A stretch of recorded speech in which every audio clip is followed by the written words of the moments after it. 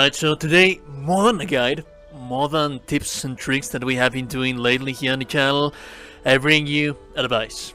Advice on a very polemic subject, which is min-maxing.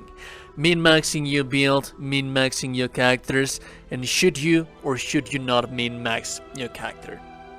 But you see, context is needed in here, input is needed in here. Back in the day, so long ago, in the different games that you have in the Forgotten Realms, on Dungeons and Dragons, they used to be really tough. They really used to be really tough. Especially, I remember so fondly, with so much love, Neverwinter Nights, but back in the day, it was so difficult for me to be able to bypass those difficulty curves because there are many tough enemies on those games, and I wasn't building my character properly. To actually get the most enjoyment out of that game, I had to learn quite a lot of terminology, quite a lot of mechanics, quite a lot of the stuff that we have been covering right here in the channel, but they were more inquisitive. Because back in the day, back in that game, there was no respect. There was not anything that would tell you exactly what were you going to do. I do remember, at the very least, one thing, and that is what I used in my very first playthrough, and that is something that you always have at your disposal, you always have available on Dungeons and Dragons games, and that is the recommended path builds, and that is what I used for the first time on my Neverwinter Nights experience. But I just loved that game so much that I just needed more. I wanted to multi-class, I want to try the different classes, I want to understand the builds, and that's what I did back in the day, but it was also very difficult, because you would have to restart your playthrough if you were to make just one little mistake.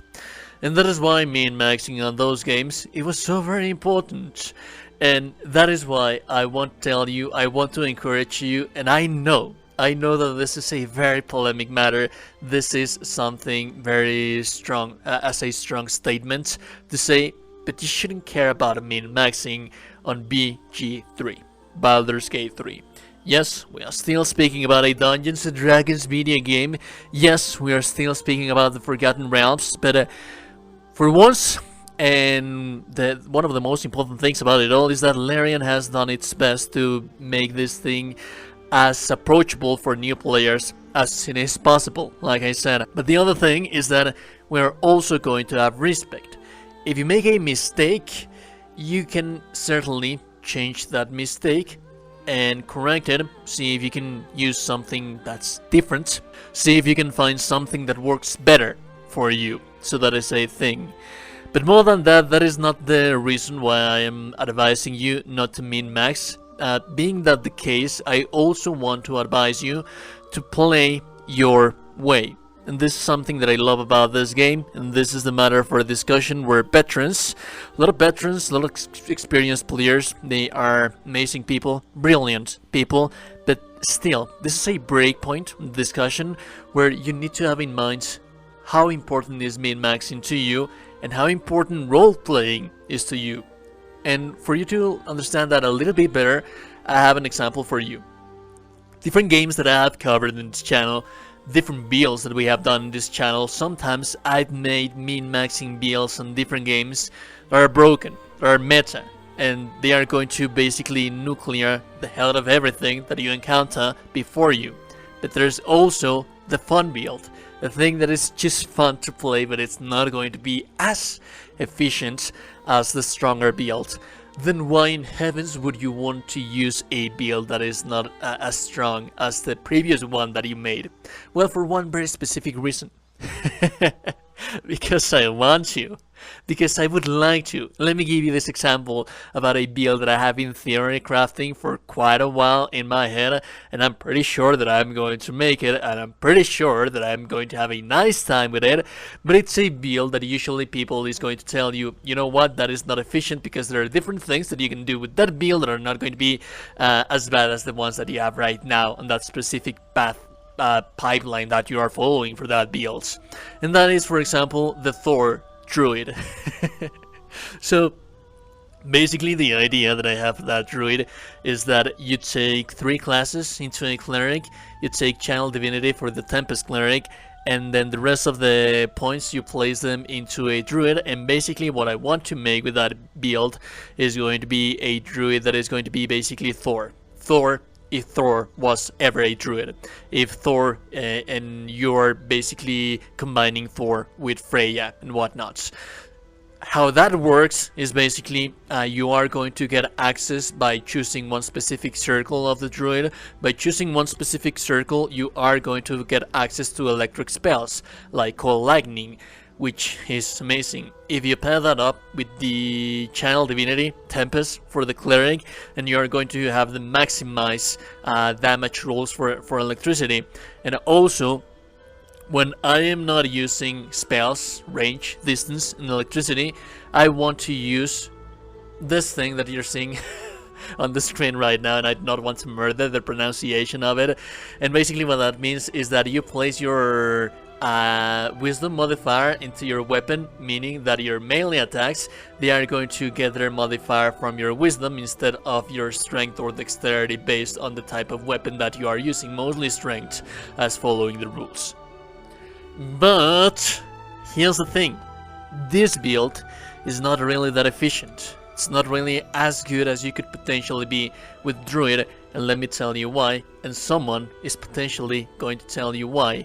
You shouldn't be using a quarterstaff. Sure, it's amazing, it's something amazing to be looking at a Druid that has one magic staff in one hand and a shield into the other, which is just bashing around everything, calling the lightning to melt down the enemies as if you were, like I said, Thor.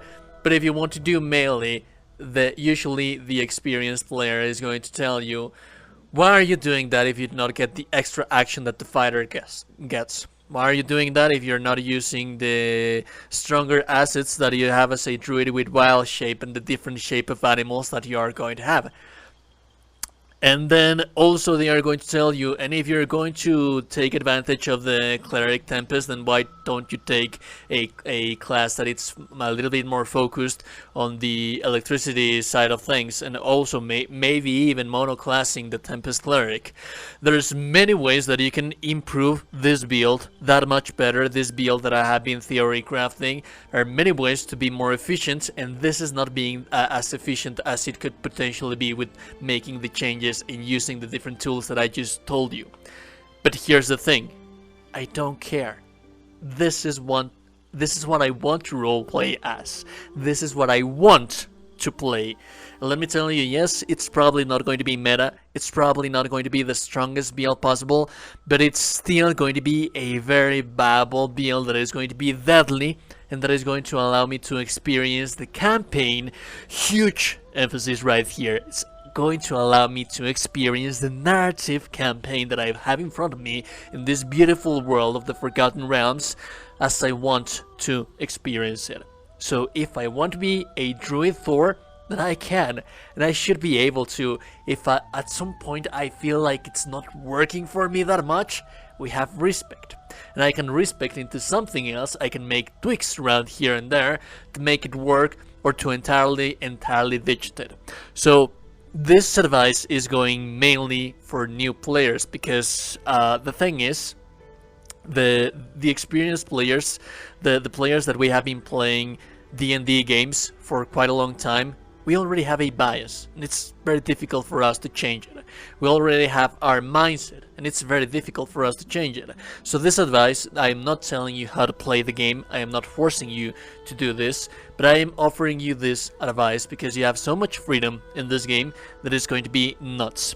If you want to be a Barbie girl, then just be a Barbie girl. If you want to be a druid, then it's calling lightning and it's using a staff in one hand, a shield in another, then be my guest. If you're able to pull it off, if you're able to manage to understand the mechanics well enough to be able to make that a deadly build, then go for it. And if you don't, then don't worry about that either, because you're going to have respect. So there is no way for you to mess up your playthrough like you were able to do on the previous iterations of the different games that we have in this Dungeons and Dragons setting. So yeah, this is more than a guide, more than a tips and tricks video. This is an advice that I needed to take out of my chest, and I hope that this actually does help new players to feel more confident about what they are trying to do, about what they are trying to do with their build. There's nothing wrong with going meta, there's nothing wrong with going min-maxing, but just to have in mind that this is an experience that you should be experiencing as you want to experience. theory craft something. Think about something that you want to be. You want to be a flaming paladin. Go look for it. Go see if it's possible to make that. If you want to be a ranger fighter, go look for it. Go see if it's possible to do it. This game just offers so much versatility on builds, and the amount of crazy stuff that you can build that is going to be efficient and that is going to be deadly. It's just at your disposition. Use that, all of those tools, at your leisure. Anyways, remember to like the video, subscribe to the channel before you close the door. No one's told you today you're a gorgeous and beautiful person. You are indeed a gorgeous and beautiful person. I'll be seeing you guys and gorgeous and beautiful people in the next one. Have a beautiful day, and goodbye.